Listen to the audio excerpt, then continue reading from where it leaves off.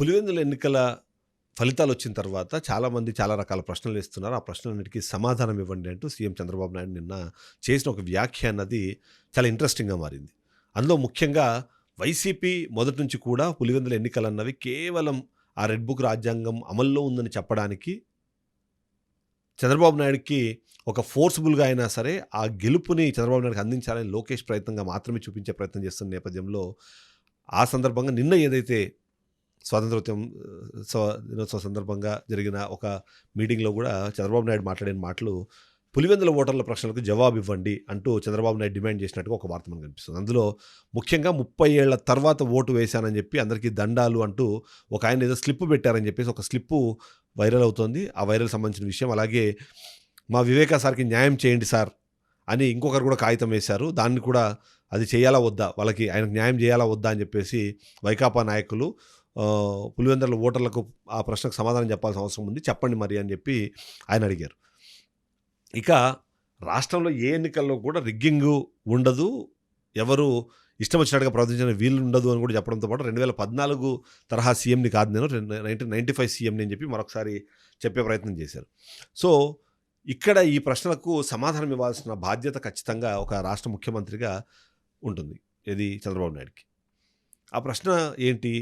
ఎందుకు ఇంత ఫోర్స్‌బుల్‌గా మీరు ఎన్నికలు జరిపించారు? 11 మందిని అక్కడ అభ్యర్థులుగా నామినేషన్ వేసే పరిస్థితి చూస్తేనే 11 సీట్లకు 11 ఇప్పుడు నామినేషన్‌లో అందరికి కనెక్షన్ ఉందన్నది ఆంధ్రప్రదేశ్ రాష్ట్రంలో ఏ చిన్న పిల్లోడిని అడిగినా చెప్పేస్తారు అన్నది వాళ్ళ విశ్లేషకులు మాట్లాడుతున్నారు. రిగ్గింగ్ జరగలేదని చెప్పి కొద్దిమంది విచిత్ర వాదన వినిపిస్తున్నారు.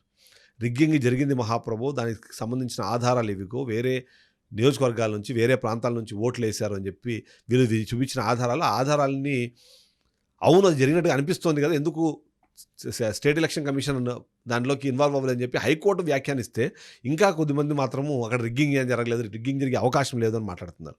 సరే, ఇంకా వాళ్ళ విఘ్నతకో లేకపోతే వాళ్ళ విఘ్నతకో వదిలేద్దాం. సరే, రిగ్గింగ్ జరగలేదు, పర్ఫెక్ట్గా జరిగింది, ఆ రోజు అక్కడ ప్రజాస్వామ్యం పరిణమిల్లింది, సరే ఏదో మీరు ఒక సోది చెప్తారు, ఆ సోదిని అందరినీ జనాలు నమ్ముతారని కూడా భావిద్దాం. సరే, కొద్దిసేపు అది పక్కన పెట్టేస్తే వైసీపీ కొన్ని ప్రశ్నలు మాత్రం ఇప్పుడు వేస్తుంది. ఆ ప్రశ్నలు మీరు సమాధానం చెప్పగలుగుతారా? ఒకటి, స్టేట్ ఎలక్షన్ కమిషన్ నియమావళి ప్రకారము ఎన్నికలు జరగాల్సిన తీరు ఏదైతుందో ఆ తీరు ప్రకారం ఎన్నికలు జరగలేదు. వైసీపీకి సంబంధించిన ఏజెంట్లను బూతుల్లోకి రానియకుండానే ఎన్నికలు జరిపించేశారు. అక్కడ కొన్ని వీడియోస్ కూడా రిలీజ్ అయినాయి. దీనిలో ఏజ్ కనిపించినా కనిపించకపోయినా పర్లేదు, నేను ఎవరు ఆపేవాళ్ళు లేరు, వెళ్ళి ఓట్లు అయిపోయి అని చెప్పి కొన్ని వీడియోలు బయటకు వచ్చాయి. కొన్ని ఫోటోలు, ఒకటి ముఖ్యంగా జిల్లా కలెక్టర్ ఉన్నప్పుడే ఒక దొంగ ఓటు వేస్తుంటే ఆ దాన్ని ఫస్ట్ ట్విట్టర్లో పెట్టి అతను డిలీట్ చేశారు. దానికి సమాధానం ఏదని అడుగుతున్నారు. 11 మంది ఉంటే ఒకరిద్దరు అభ్యర్థులకి 2 ఓట్లు, 3 ఓట్లు, 5 ఓట్లు వచ్చాయి. అంటే వాళ్ళ కుటుంబ సభ్యులు కూడా ఓట్లు వేయని వ్యక్తులు వచ్చి అక్కడ ఎన్నికల్లో పాల్గొంటారా అన్నది ఇంకో ప్రశ్న ఉంటుంది. దానికి సమాధానం చెప్పాలి. మీరు చెబుతున్న చంద్రబాబు నాయుడు చెప్తున్న స్లిప్పులు ఏవైతే ఉన్నాయో ఆ స్లిప్పులు కనీసం మడతన్నా ఉండాలి కదా. ఓట్లు దానికి సంబంధించిన బ్యాలెట్ పేపర్ని మడతపెట్టి ఆ పోలింగ్ బూతుల్లో ఉన్న ఆ బ్యాలెట్ బాక్స్లో వేస్తారు. అది వేసినప్పుడు కనీసం దాని మడతలన్నా ఉండాలి కదా. మడతలు కూడా లేకుండా డైరెక్ట్గా ఒక white paper without any foldings ఎలా ఉంది? అవి నిజంగానే అవి రాశారా, లేకపోతే మీకు రాసుకున్నవా? న్యాయం చేయండి అని అడిగింది ఎందుకు? మిమ్మల్ని అడిగారా డైరెక్ట్ ఏంటని కూడా కొంతమంది డౌట్లు అడుగుతున్నారు. సో, దానికి సమాధానం చెప్పాల్సిన బాధ్యత ఇప్పుడు చంద్రబాబు నాయుడు గారికి ఉంది. ఇక వీళ్ళు చేసే వ్యాఖ్యలు, వీళ్ళు చూపించే లాజిక్స్ అవి కేవలం కొద్దిమందికి మాత్రమే అర్థమవుతాయి. ఆ కొద్దిమంది అదే పార్టీకి సంబంధించిన వాళ్ళు, అదే మీడియాకి సంబంధించిన వాళ్ళు అవుతారు తప్ప సామాన్య ప్రజలు ఎవరు పులివెందుల ఎన్నికలు జరిగాయని, ఆ ఎన్నికలు జరిగే నేపథ్యంలో అందరూ ప్రజాస్వామ్యంగా అక్కడ ఓట్లు వేశారు మాత్రం ఎవరు అనుకోవట్లేదు. గతంలో అక్కడ వన్ సైడ్గా జరిగాయి. నర్రెడ్డి తులసిరెడ్డి అని చెప్పి అదే ప్రాంతానికి సంబంధించిన వ్యక్తి గతంలో వైఎస్కి సన్నిహితుడిగా ఉండి 20 సూత్రాల అమలు కమిటీ చైర్మన్గా ఉన్న వ్యక్తి, అదే ప్రాంతం జరిగిన వ్యక్తి కూడా చెప్తున్నారు. గతంలో కూడా పులివెందుల్లో ఓడిపోయారు కాంగ్రెస్ పార్టీనో వైఎస్ రాజశేఖర రెడ్డి కుటుంబమో. ఇది మొదటిసారి ఏం కాదు, ఇదేం కొత్తదేం కాదు, గతంలో జరిగింది. మేబీ మీకు గూగుల్ చేసినప్పుడు దొరకపోయేడొచ్చు అని.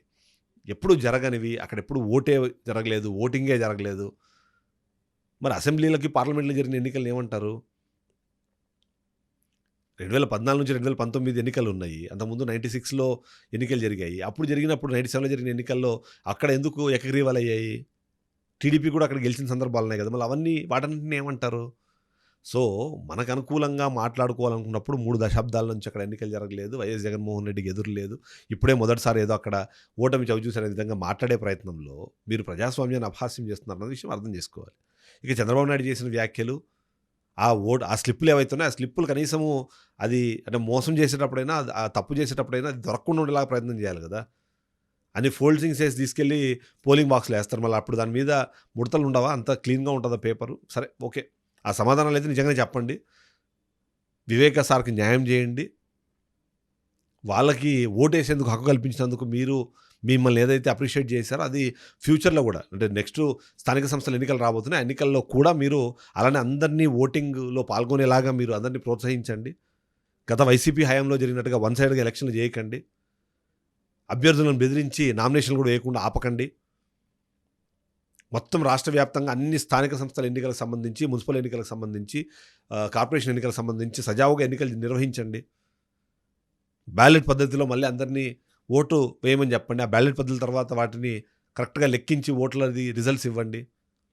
అవన్నీ ఇస్తే అప్పుడు మీరు న్యాయం చేసినట్టు అవుతారు. సో, పులివెందుల ఎన్నికలు ఒకటి చేసాం మేము. అక్కడ న్యాయము, ప్రజాస్వామ్యం వీళ్ళు ఏవైతే డైలాగులు చెప్తున్నారో అది రాష్ట్ర వ్యాప్తంగా చేయండి అని చెప్పి వైసీపీ నాయకులు కోరుకుంటున్నారు. అలాగే విశ్లేషకులు కూడా కోరుకుంటున్నారు. సామాన్య ప్రజలు ఎక్స్‌పెక్ట్ చేస్తున్నారు. గతంలో లాగా కాకుండా చంద్రబాబు నాయుడు ఈసారి కొత్తగా వ్యవహరిస్తారు. వైసీపీ హయాంలో లాగా గాకుండా ఫ్రీ అండ్ ఫెయిర్ ఎలక్షన్స్ జరుపుతారని. సరే అవి జరుగుతాయో లేదో చూద్దాం.